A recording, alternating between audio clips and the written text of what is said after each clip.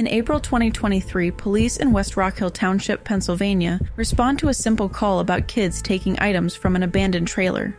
They find 2 young girls standing outside a rundown mobile home. One is barefoot, the other wears boots 3 sizes too big. The girls tell police they only want blankets to keep their pet rats warm because their parents have no money. This minor incident leads police to discover a house of horrors. Inside, they find 7 malnourished children living among piles of animal feces, with no food, no education, and no basic care. Most don't even know their own birthdays. The refrigerator stays locked with a bicycle chain while their mother, Crystal Robertson, maintains a popular social media presence, showcasing their pampered pet lizard. Join me as we explore one of Pennsylvania's most disturbing cases of child neglect and the parents who valued likes and followers over their children's lives. Shane and Crystal Robertson reside at the Greentop Mobile Home Park in West Rock Hill Township, Pennsylvania. The mobile home previously belonged to Crystal's father, who passed away in 2020. The couple has 7 children living with them in the 3-bedroom trailer. Their children include 6 girls and 1 boy, ranging in age from 4 to 16 years old.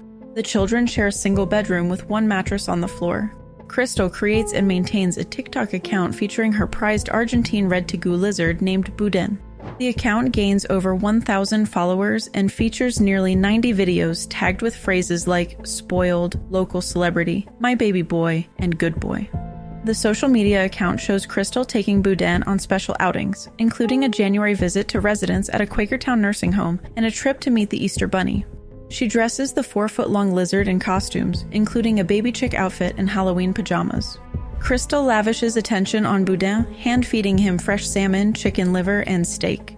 She brushes the lizard's teeth and proudly displays a tattoo of his pink footprint and cursive name on her chest. While Boudin receives gourmet meals and careful grooming, however, the children go hungry. Crystal keeps the refrigerator locked with a bicycle chain, holding the only key in her purse. The little food in the home appears reserved exclusively for the numerous pets. The family keeps an extensive collection of animals in their trailer. Beyond Boudin, they house 2 dogs, 2 turtles, 2 rabbits, snakes, toads, and approximately 24 rats. All the animals appear well cared for despite the deplorable living conditions. The children rarely leave the property or interact with others. A former neighbor recalls occasionally offering the children ice pops, but the children say they were not allowed to accept these treats. Neighbors describe seeing the children appearing underdressed, sometimes running around in only t-shirts and diapers even in cold weather. Neighbors noticed the exterior of the couple's home lacked maintenance, with trash and debris littering the front yard. While some residents had concerns about the children's welfare, many felt uncomfortable intervening or assumed the parents were simply overwhelmed rather than neglectful. One neighbor, who requested anonymity, said the family kept very much to themselves. Shane reportedly works at a cold storage business, while Crystal drives for a rideshare service occasionally. Shane's co-workers remain unaware he has children. He maintains strict privacy about his personal life and presents himself as someone without family responsibilities. On April 23rd, a neighbor at Greentop Mobile Home Park in West Rock Hill Township spots children entering an abandoned trailer and taking items. The concerned resident calls the Penridge Regional Police Department to report the suspicious activity. When officers arrive at the scene, they find a 12-year-old girl standing in the front yard of a nearby trailer. She wears a hooded sweatshirt pulled up over her head and no shoes. The girl tells officers she experiences social anxiety and tries to explain why she entered the abandoned trailer. Minutes later, a 14-year-old girl emerges from behind the property. She wears dirty, ill-fitting clothing and work boots much too large for her feet. Both girls appear unkempt and nervous as they speak with the officers. The 12-year-old repeatedly tells police that her parents should not be held responsible because her parents told her not to go into the abandoned trailer. She explains they only went in the trailer to take a blanket because they needed to keep their pet rats warm. She doesn't want the police to think she lives there full-time. The girls mention multiple times that their parents have very little money left. Officers contact the girl's father by phone. About 25 minutes later, Shane and Crystal arrive at the property. The officers express concern about the children's appearance and health condition. The police ask to inspect the Robertsons' home. Shane agrees, which he technically didn't have to do in that moment since they didn't have a warrant. He leads them inside their trailer located on Roseanne Lane.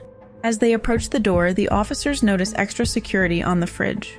Crystal tells officers the children go through too much food, forcing her to lock the refrigerator because they steal everything. She refers to her children as garbage disposals with legs. Inside, officers immediately notice the trailer appears to be in obvious disrepair. A bicycle lock secures the refrigerator door. When asked to unlock it, Shane has to go outside to retrieve the key from Crystal's purse. The refrigerator contains almost no food. When police first question Shane and Crystal about their family, the couple claims to have only 3 children. Shane calls out his 16-year-old daughter, who emerges from a back bedroom looking unkempt. She tells officers she had been busy watching the youngest child. The mention of a youngest child raises suspicions among the officers. A Bucks County children and youth worker later discovers 4 additional children hidden in a rear bedroom of the trailer. Among them are a 10-year-old girl, an 8-year-old girl, a 6-year-old boy, and a 4-year-old girl. Medical evaluations reveal that 6 of the 7 children are clinically malnourished. Only the 14-year-old daughter maintains a healthy weight. The children's conditions indicate long-term nutritional neglect, leading to various health complications. None of the 7 children have ever received formal education. When questioned, some children cannot identify their last name. Others struggle to recall or identify their own birthdays. 4 of the children suffer from significant speech impediments that make communication difficult. The children display severe educational delays. All of them struggle with basic reading, writing, and spelling skills. The oldest child, at age 16, reads only at a 5th grade level. The younger children lack even the most fundamental academic knowledge. Social workers discover the children's only exposure to education comes from Crystal occasionally passing around a smartphone. She tells the children this constitutes school. The children have no books, educational materials, or structured learning environment. All 7 children exhibit profound social anxiety. They tell investigators they dislike being in public or around other people. Their isolation appears deliberate, as the parents keep them hidden from the community and away from normal childhood interactions. The children's lack of basic knowledge extends beyond academics. Some cannot recognize numbers or perform simple calculations. Their understanding of the world remains severely limited due to their extreme isolation and lack of exposure to normal childhood experiences. Investigation reveals none of the children have ever been enrolled in school, either public or private. The couple never filed any homeschooling paperwork with local authorities, effectively keeping their children completely off the educational grid. When confronted about hiding 4 of their children, Shane admits he lied because he feared getting into trouble. His admission reveals a pattern of concealment that kept these children invisible to authorities and social services for years.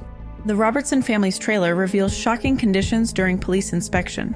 Officers document holes throughout the walls, missing sheetrock requiring repair, and floors so deteriorated that dirt from beneath the trailer becomes visible through the gaps. The flooring consists of bare plywood that sinks dangerously in certain areas.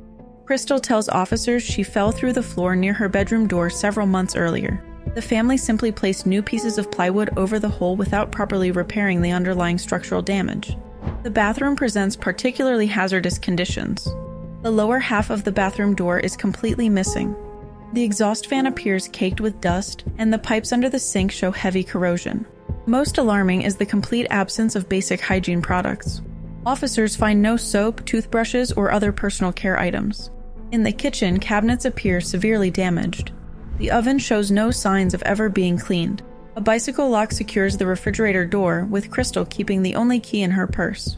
When officers inspect the refrigerator's contents, they find little food beyond some old hot dog buns and chicken claws meant for the pet lizard. The master bedroom contains a bed surrounded by animal cages. The bed sheets appear unwashed for weeks or months. Garbage litters the floor and the walls display multiple holes. A second bedroom sits blocked off by a broken washing machine, filled with dirty clothing and garbage.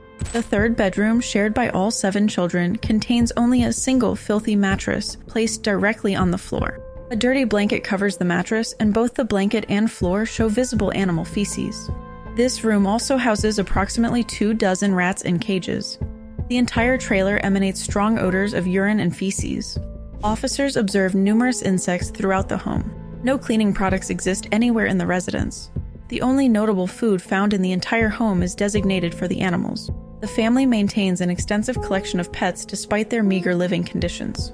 Beyond the 24 rats, the home houses 2 dogs, 2 turtles, 2 rabbits, multiple snakes, toads, and a 4-foot tegu lizard. The animals' cages appear surprisingly clean compared to the rest of the home. Neighbors who drive past the property notice the exterior shows similar neglect. The front yard accumulates trash and junk. The children often appear inappropriately dressed for the weather, sometimes wearing only t-shirts and diapers in cold conditions. A former neighbor describes occasionally seeing concerning signs but chalking them up to overwhelmed parents rather than neglect. The family keeps very much to themselves, and the deteriorating conditions of their home remain hidden from outside scrutiny until police intervention. Grandview Hospital's initial medical evaluations reveal alarming health conditions among the Robertson children. 6 of the 7 children appear clinically malnourished, and 3 require immediate referral to a nutritionist at Children's Hospital of Philadelphia. The admission tests show 2 of the children positive for COVID-19. 2 others show dangerously low kidney function. Doctors diagnosed 3 children with acute viral syndrome upon their arrival with active fevers. The combination of illnesses suggests long-term medical neglect. The 12-year-old daughter's condition particularly disturbs medical staff. Her hair contains active maggot infestations so severe that doctors must completely shave her head.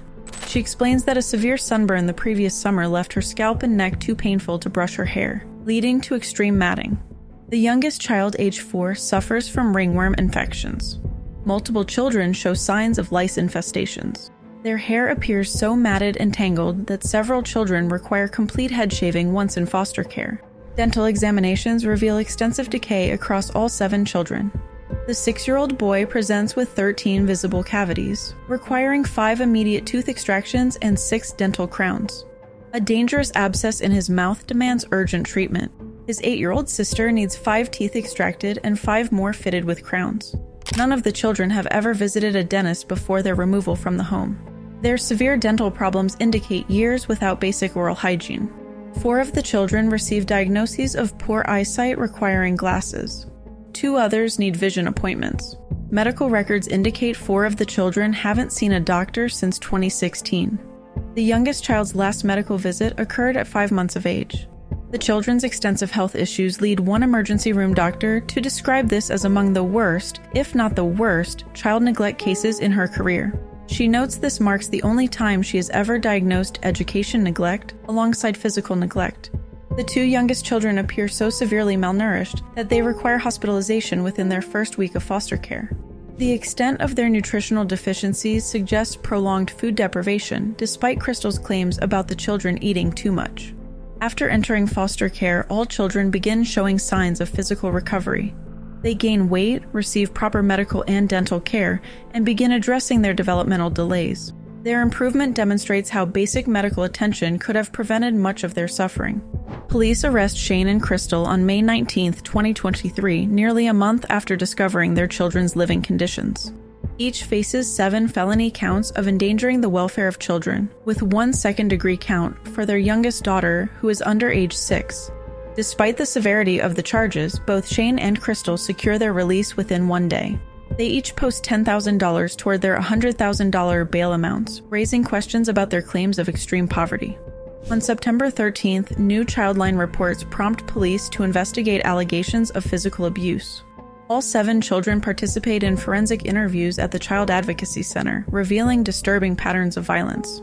The 16-year-old daughter describes an incident from February where Shane punches her in the face, causing a bloody nose. When she attempts to run away, Shane chases her, grabs her by the hair, and drags her back to the house. Multiple siblings witness and corroborate this account. The 14-year-old daughter tells investigators, "My parents beat us up." She explains that while Shane typically demonstrates more physical violence, Crystal actively participates in the abuse. Both parents regularly use a black belt, which Shane wears daily as an intimidation tactic. During one incident, Shane threatens to suffocate the 14-year-old. Crystal tells Shane, "Do whatever you want, kill them if you want," before walking out. Shane then holds a brown blanket over the girl's face while her siblings hear her gasping for air. The 12-year-old reveals that she and her older sisters receive the harshest physical punishment, along with their 6-year-old brother. Crystal threatens to kill their pet rats, and both parents use electrical cords, particularly a gray vacuum cord, to strike them.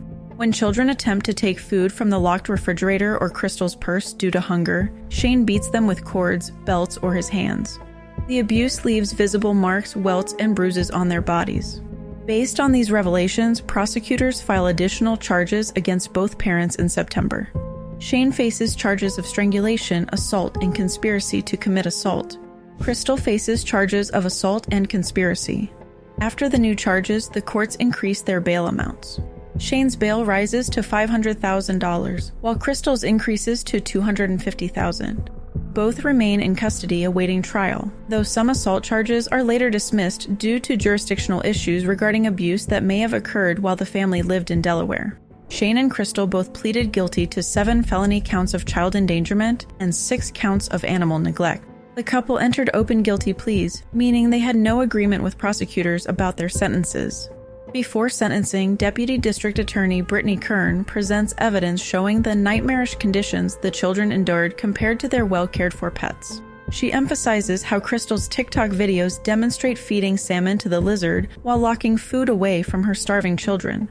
Crystal begins crying before the hearing starts. She tells the court she understands she made poor life choices, attributing her actions to childhood trauma. She claims there is no excuse and says she will spend the rest of her life trying to make amends to her children. Shane also apologizes to his family and children, saying he takes full accountability for his mistakes. He tells Judge Liller that losing his children serves as the greatest punishment, stating there is no greater punishment than possibly life without your children. The children do not attend the sentencing hearing. Their guardians believe witnessing the proceedings would traumatize them further. Child welfare workers report the children believe they are responsible for their parents' arrest. Judge Carissa Liller expresses profound disgust with Shane and Crystal's actions. She labels them 2 of the worst parents she has ever seen in her career. Judge Liller focuses particularly on the stark contrast between the care given to animals and the neglect of the children. She notes how Crystal maintained a popular TikTok account for her lizard, while her children suffered from malnutrition and neglect. Judge Liller sentences both Shane and Crystal to 8 to 16 years in state prison. The actual release date depends on factors like behavior in prison, completion of required programs, and parole board decisions. In the couple's cases, they must serve at least 8 years before being considered for parole, but could remain in prison for up to 16 years. During this time, they must complete mental health evaluations, treatment programs, and substance abuse programs as ordered by the judge. The court bars both parents from any contact with their children until they turn 18. After that, contact may only occur through letters or phone calls with a court-appointed therapist present, and only if the children explicitly request it. The children now live with Crystal's sister and mother, who express interest in adopting them. Since their removal from the trailer, the children show significant improvement. They attend public school, though they remain approximately 2 grade levels behind their age groups. Prosecutor Kern reports the children are flourishing in their new environment. They have gained weight, made friends, and begun addressing their educational delays. The animals from the home have been surrendered to the Bucks County SPCA.